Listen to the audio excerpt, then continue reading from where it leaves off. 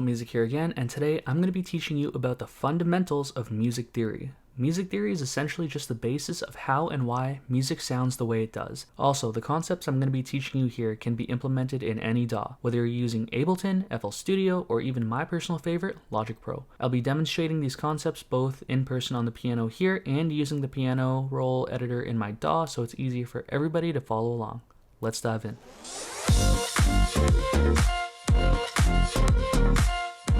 We're going to start by talking about the bass units in music. These are called notes. There are 12 notes in music. They range from here to here, and they're represented by both white keys and black keys. White keys are named as so: C, D, E, F, G, A, B. The naming of the black keys is a little different. Black keys are named relative to their position of the white keys. So this black key, for example, because it falls after the C note, can either be a C sharp or a D flat because it falls before the D note. Likewise, this black note could either be a D sharp or it could be an E flat. Here we have an F sharp or a G flat. Here we have a G sharp or an A flat. And here we have an A sharp or a B flat. Each key is equivalent to one semitone. So as you move up from one key to the next key immediately following it, you are going to be moving up by one semitone. For example, this C and this C sharp are one semitone apart. Same with this D note and this D sharp. As you move up individual notes on a piano, you are going to be moving up by one semitone. Likewise, if you also move backwards along a piano, you are going to be moving down by one semitone. This could also be referred to as half steps. So as you move from one note to the next note, immediately following it, you are moving up by one half step. Now, if you were to move up by two consecutive notes, you would be moving up by one whole step because it consists of two half steps. Starting from the C note here, if we move up by one half step and then another half step, we are moving up by one whole step. This is important to remember for later on. Notice the pattern of the notes on the piano here. You have two black keys, followed by three black keys, followed by two black keys. This is going to repeat for the entire length of the piano. Every segment spanning from a C note all the way to a B note is one octave. An octave increases in pitch as you move from the left side of the keyboard to the right side of the keyboard. Likewise, if you were to move from the right side of the keyboard to the left side of the keyboard, an octave is going to decrease in pitch. So here you have a C note of the C3 octave, and then you have the exact same note, a C note of the C4 octave, which is going to be in a higher pitch. But keep in mind, these are the exact same notes. Similarly, if you were to play an E note on the C3 octave,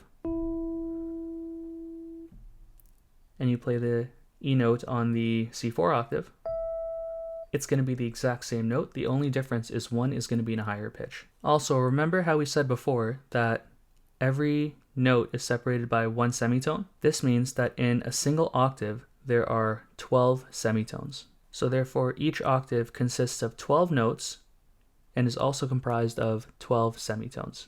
Now let's talk about chords. So chords are essentially just groups of notes. There are different kinds of chords. Some examples of chords include major chords, minor chords, suspended chords, diminished chords, and augmented chords. So how do you actually go about making chords? Well, the way to make chords is to use music theory. So every kind of chord has a different formula, and that depends on the root note that you start on as well. So let's say I wanted to make a C major chord. I would start on the C note here, and then the formula for a C major chord is going to be the root note plus 4 half steps, so 1, 2, 3, 4, plus 3 half steps, so 1, 2, 3. So it's going to be here.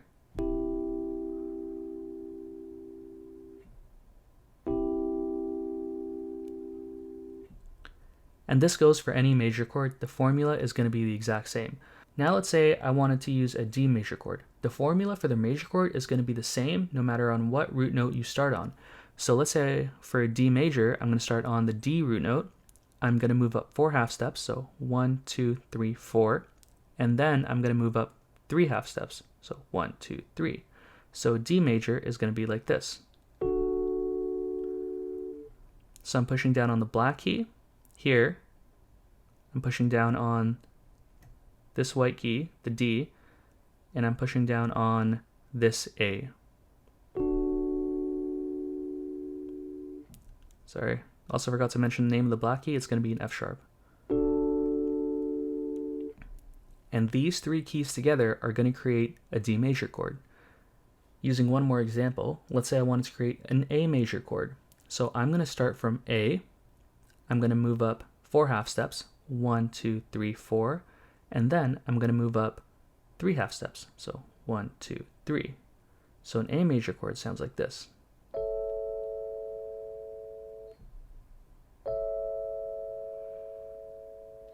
And notice as I demonstrate this on Logic, it's going to show me the exact name of the chord right up here. So I'll do that again, except for C major. Now D major. And A major. So that's one really nifty thing I like about using Logic Pro. And if you're ever in doubt if you're doing the chord correctly, just look up there. Let's go over the formula for a minor chord now. So the formula for a minor chord is going to be the root note plus 3 half steps, 1, 2, 3, plus 4 half steps, 1, 2, 3, 4. So this formula is actually going to be the opposite of a major chord. So again, that's going to be root note, 3 half steps, and 4 half steps. Okay, which is going to be like this. Compared to the C major, which is this.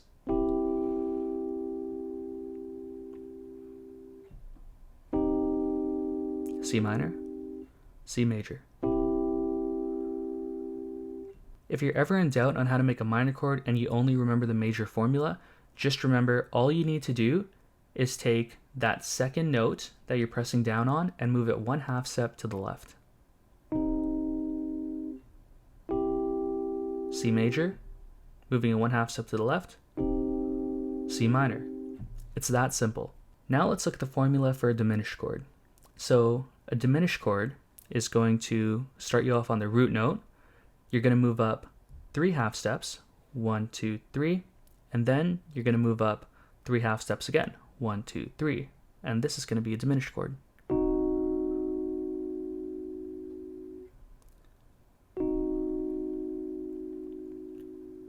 Likewise, if you only remember the formula for a major chord, here, so C major, to get a diminished chord, you are going to move the second note and the third note in the chord 1 half step to the left for each of them.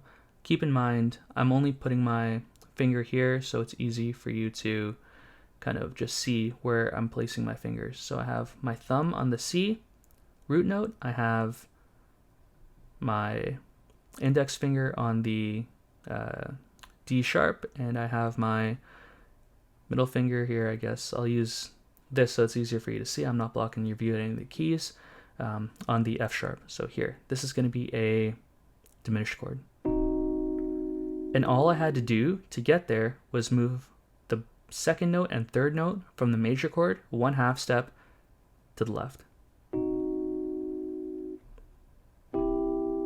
C major, C diminished. It really is that simple. One thing I want you to keep in mind for the rest of this video is that you're only really 1 half step away from figuring out the next chord. Now let's go over the formula for an augmented chord. The formula for an augmented chord is going to be the root note plus 4 half steps, 1, 2, 3, 4, plus 4 half steps again, which is going to be 1, 2, 3, 4. So therefore, a C augmented chord is going to be here. And all I had to do to get there from the major chord is move the third note here 1 half step to the right, here. And that formula is going to be the same for any kind of chord you want to create. So even if I wanted to, let's say, start on D, or we'll mix it up here. Let's say I want to start on F and I wanted to make an augmented F chord. I would go root note here and then 1, 2, 3, 4 right here. And then on the A note, and then I would do 1, 2, 3, 4 again, and this would give me an F augmented chord. There are two more chords I want to talk about. So these are going to be a sus2 chord and a sus4 chord. So these are going to be really simple as well. So for a sus2 chord, the formula is going to be the root note. So we'll start on the C. And you're going to move up 2 half steps. So 1, 2. And then from there, you're going to move up 5 half steps. So 1, 2, 3, 4, 5. And this is going to be a sus2 chord. Notice all I had to do to get there from a C major chord, so this, is move the second note in the chord 2 half steps, so 1 whole step to the left. So 1, 2, and I have my sus2 chord. The formula for the sus4 chord is going to be the exact opposite of the sus2 chord. So now you're going to start off on the root note and you're going to go up 5 half steps. So root note and then 1, 2, 3, 4, 5. And now from here, you're going to move up 2 whole steps. So 1, 2. And this is going to give you your sus4 chord. If you were to figure this out from the C major, all you would have to do is move 1 half step to the right. So as long as you know the major chord, you can easily create any of the above chords, whether that be a minor chord, diminished, augmented, sus2, or sus4, because you're only really ever 1 half step away from figuring out the next chord. One other thing I'd like to mention with chords is that even if you move one of the notes into a different octave, you're still going to be making the same chord. So let's say here I wanted to do a C, so this is my C. But now let's say I wanted to move the third note here to a different octave. So I could still keep these two the same, but I'm going to jump this G note 1 octave up. So I'm going to be here now. But it's still going to be a C major chord. Similarly, if I was to, let's say, do a C chord in the C4 octave here, but I wanted to move my C note here down an octave. So I would still keep the C note, it'd just be in a different octave. And it would still be a C major chord. Now let's talk about musical scales. So scales are a series of notes that follow a particular formula and sound good together. So examples of scales include the major scale, the minor scale, pentatonic scale, and the list goes on. Musical scales are used when you're creating a chord progression or a melody. The scales essentially dictate which notes belong in your song. If you look at most major chord progressions and melodies, they follow the flow of a musical scale. Unless you're well versed in music theory, I don't really recommend deviating from scales because it could harm your song. So how do you construct a musical scale? Well, you're going to start from the root note, and then you're going to use a formula for the specific scale that you want to create. Let's say, for example, that I want to create a C major scale. C is going to be my root note here, and the formula for a major scale is going to be whole step, half step, whole step, whole step, whole step, half step. So starting from the root note, you're going to move up 2 whole steps, which is going to be 1, 2, and then 1 half step, and then a whole step, another whole step, another whole step, and a half step. And this brings me right back to the C note. So when you use a formula for a major scale, it is going to bring you right back to the note that you started on. So starting, let's say, from a D note now, if I wanted to construct a D major scale, I would do D as my root note. I would move up 1 whole step, then another whole step, which would land me on the F sharp note here, and then a half step, then 3 whole steps, so,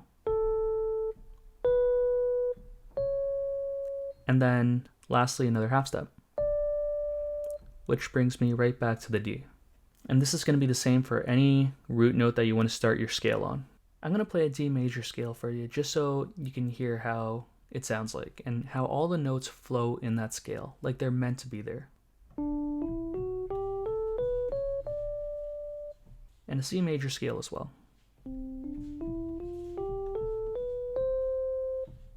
So now that we know what scales are, we can dive into more complex things like melodies and chord progressions. So a melody is essentially a sequence of notes that is pleasing to the ear. Melodies usually follow along the notes in a musical scale. So how do you create a melody? Well, first let's consider all the notes in a scale. So let's do the C major scale, for example. Then the next thing to consider is which octave you want your melody to start in. So I'm going to choose, for convenience purposes, the C3 octave. So next you have to consider your melodic range. So this is the range between the notes that have the highest and lowest pitches in your melody. Then how do you want your melody to go? Do you want it to be ascending, or do you want it to be descending, or do you want it to be a mix of both? So if we're going to reference the C major scale for a melody, it could sound something like this.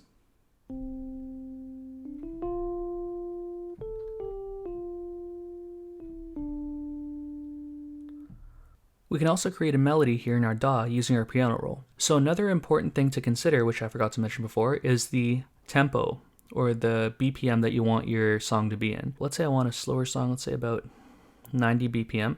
I'm going to create a melody using the C major scale in my DAW. So I actually ended up changing it to 100 BPM, and now we have something that sounds like this.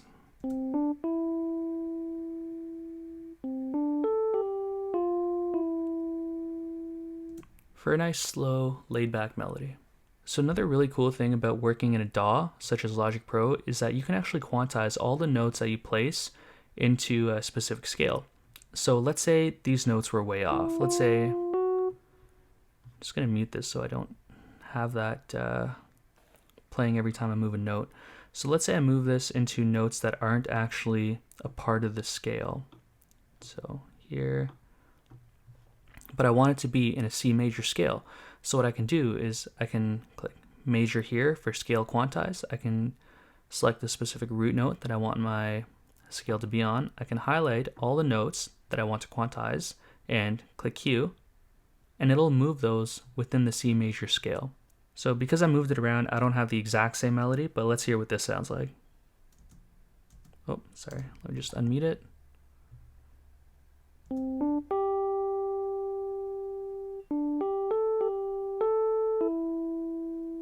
Which is still pretty good. The last thing we're going to be talking about in this video is a chord progression. So what is a chord progression? Well, when you have a sequence of chords that follows one after the other, it's called a chord progression. So just like melodies, chord progressions adhere to the notes in a musical scale. To come up with a chord progression, start by selecting the scale you want to use and also consider what octave you want it to be in and the tempo of your song. Keep in mind as well that when you use musical scales, you already have the triad chords and the chord progression laid out before you. So the type of triad chords that are formed are determined by the scale that you're using. For example, me using the C major scale, the triad chords in my chord progression are already going to be determined for me. The only thing I'm going to determine is the sequence that I want those to be in. So in a C major scale, the first triad chord is going to be a C major. The second triad chord is going to be a minor, so that's D minor. Next one is going to be an E minor, followed by a G major, an F major, an A minor, and a B diminished. Similarly, if I was to use a D major scale, the chords would be the exact same. So it would be a major followed by 2 minor chords, followed by 2 major chords, and a minor chord, and then a diminished chord. So we'll go through it just for the sake of doing it. So remember the D major scale. You're going to start off on your root note. It's going to be 2 whole steps, followed by a half step, then 3 whole steps, and a half step to bring it home to the D note. Okay. Now, those are the only notes that we're going to be utilizing in the D major scale when we're coming up with chord progressions. So the chords in D major scale are also going to follow the same pattern as any major scale. So the first chord is going to be a major, the second chord is going to be a minor, the next chord after that is also going to be a minor, followed by 2 major chords, then a minor chord, and then a diminished chord. So we'll go through it for the sake of going through it. So my first chord is going to be a D major. My next chord is going to be an E minor. My next chord is going to be an F sharp minor, followed by a G major. My next chord is going to be an A major, followed by a B minor, and bringing it home with a C sharp diminished. Now the arrangement here is totally up to you, so I can have a chord progression that goes.